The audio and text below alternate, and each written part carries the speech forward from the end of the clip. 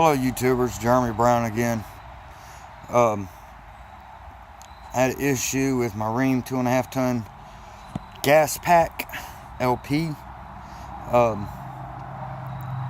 I had the heat exchanger had holes, which was causing the high limit switches to come out and putting carbon dioxide in my home. About $1,500 if you call a heat and air company. I found the heat exchanger for $900. I'm poor. I can't afford that, especially with Christmas and Thanksgiving and blah blah blah. So this is what I did. I took it apart. I'll give you a quick tutorial. The heat exchangers in this box. You take this cover off, take the computer and all that off. Take that out. There's your gas valve, there's your burners. This is one of your high limit switches right there. And you got another one right there.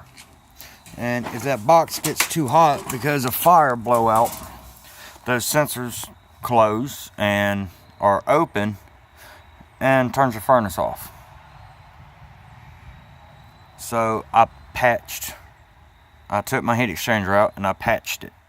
Took a little bit of money, cost me about $100, but compared to $900, well worth it.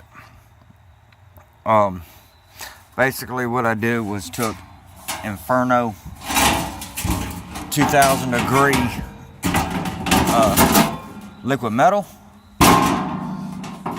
followed the directions to the T, as in got me a torch and got lacquer thinner. So what you do, you take your heat exchanger out, you sand it, clean it with lacquer thinner, blow torch it to get it clean. If you can get it wholesale, I suggest it. I bought them by 3-ounce bottles at $8 a pop. Takes 1 bottle per tube is what it took me. So I still got to put my vent back on, which is right there. Let out the exhaust fumes from the burner. But I have an O2 sensor in the house. Put it back together, fired it up.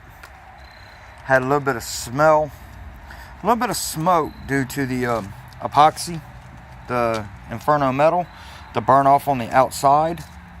But it seems to work good.